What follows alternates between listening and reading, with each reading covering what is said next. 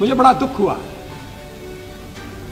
जब ये आरोप लगाए गए कि राजनीतिक क्षुद्र राजनीतिक स्वार्थ की पूर्ति के लिए ये काम किया है। मैं पहले भी कह चुका हूं, आज मैं फिर दोहराना चाहता हूं, मैं 40 साल तक प्रतिपक्ष में था और प्रतिपक्ष के सदस्य के नाते, नेता के नाते मेरी भूमिका की प्रशंसा होती है और कहा जाता है कि आपने कभी पार्टी के स्वार्थ को आड़े नहीं आने दिया, देश के व्यापक स्वार्थ को अधिक महत्व दिया। तो अब मैं आज जब मैं प्रधानमंत्री के पद पर बैठा हूं या बिठा दिया गया हूं, तो क्या मैं छोटी बात, स्वार्थ की बात, दलगत स्वार्थ की बात बीच में आने दूंगा? ये गुनाह मुझसे कभी नहीं होगा। भगवान ऐसा पाप कभी न करे। कोई फैसला गलत हो सकता है, क्या कोई फैसला किसी समय पर किया जाए या न किया जाए, इसके बारे में दो राय हो सकती है, लेकिन प्रामाणिकता पर संदेह नहीं होना चाहिए। 1974 में क्यों किया गया था, हमने नहीं पूछा, देश ने नहीं पूछा, क्योंकि ठीक कदम था। ठीक कदम कोई भी उठाए और इंदिरा जी उठा सकती थी।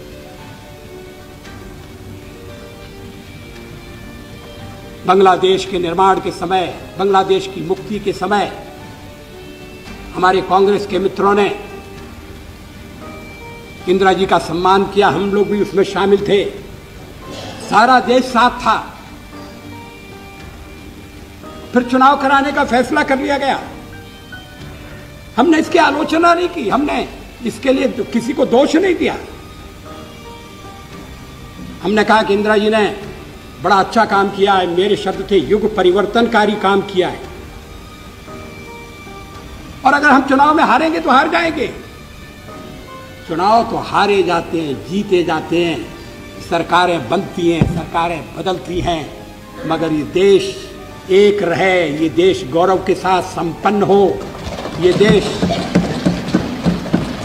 अपनी सीमाओं को अक्षुण्ण रख सके, ये देश अपनी अनमोल आजादी को बचा सके।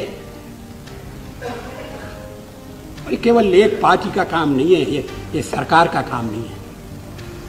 पोखरण में भी मैंने अपने भाषण में शुरू में यही कहा था कि मैं इसका श्रेय नहीं लेता, न कोई पार्टी श्रेय लेती है।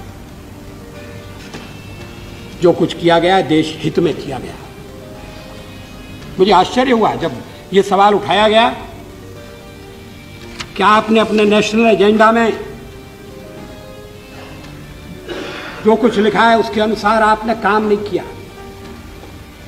हमारे नेशनल एजेंडा की काफ़ी चिंता की जा रही है, हम उस पर अमल कर रहे हैं या नहीं कर रहे, इस पर नज़र रखने वाले लोग हैं, ये जानकर हमें खुशी हुई है।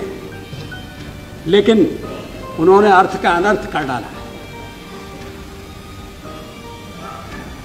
जो हिस्से अलग अलग हैं उनको उन्होंने इकट्ठा कर दिया। वो कहेंगे आपका छपा ऐसा है, तो मैं कहूंगा कि वो छपा ठीक नहीं है।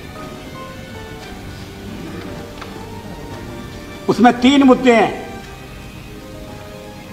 सशस्त्र बलों को सुधारना, the state of preparedness, moral and combat effectiveness of the armed forces shall receive early attention and appropriate remedial action.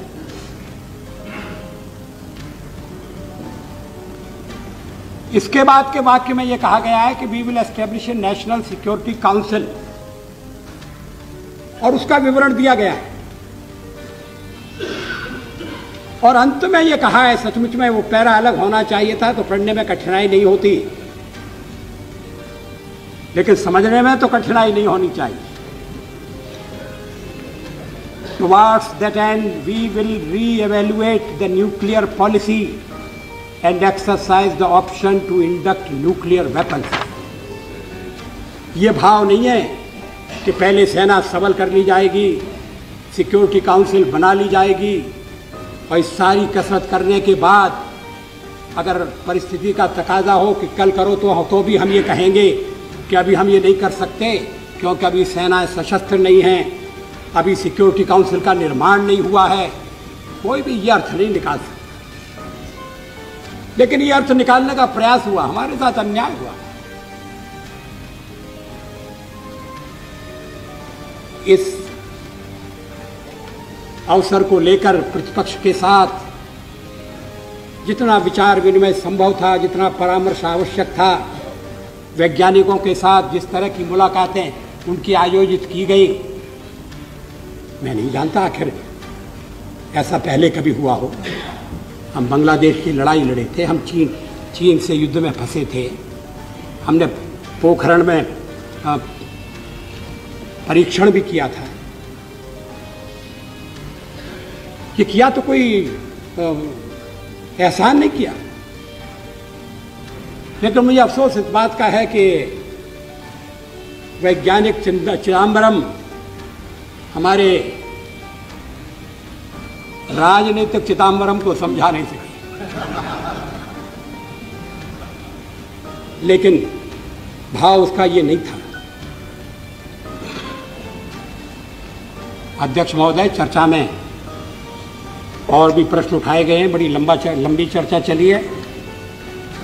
मैं उनके बारे में, उन सब के बारे में विस्तार से नहीं कहूंगा। हमने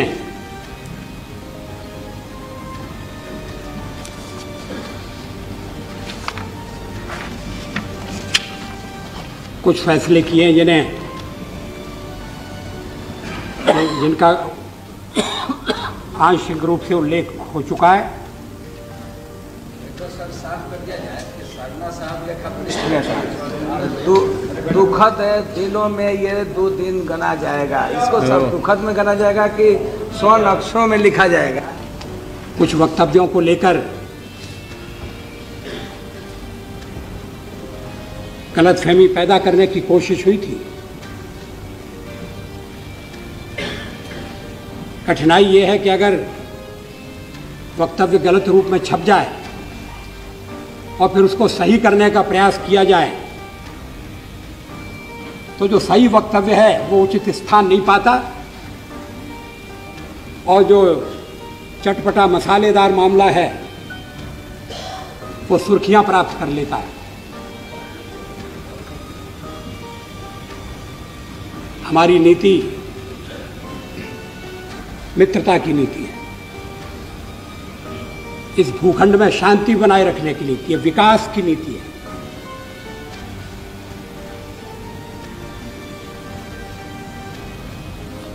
अपनी की रक्षा की तैयारी रखते हुए हम सभी देशों के साथ, और मुझे विश्वास है कि जो आज हमारे आलोचक हैं उनके भी दृष्टिकोण में परिवर्तन आएगा। हमने परीक्षण किया, देश में कोई युद्धोन्माद पैदा नहीं किया।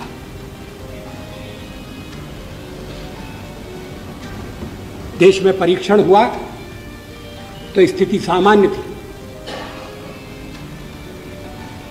मैं खुद गया था पोखरण, वहां रेडियो धर्मिता भी नहीं थी, कई घंटे थे हम वहां।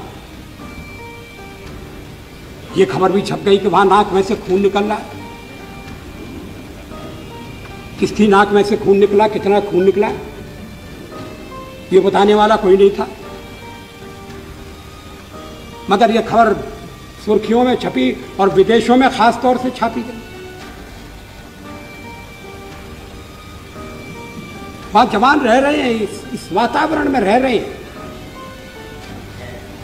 रेडियो धर्मिता का सवाल पैदा नहीं होता। इसका हम राजनीतिक लाभ उठाएं, इसका तो प्रश्न ही नहीं है।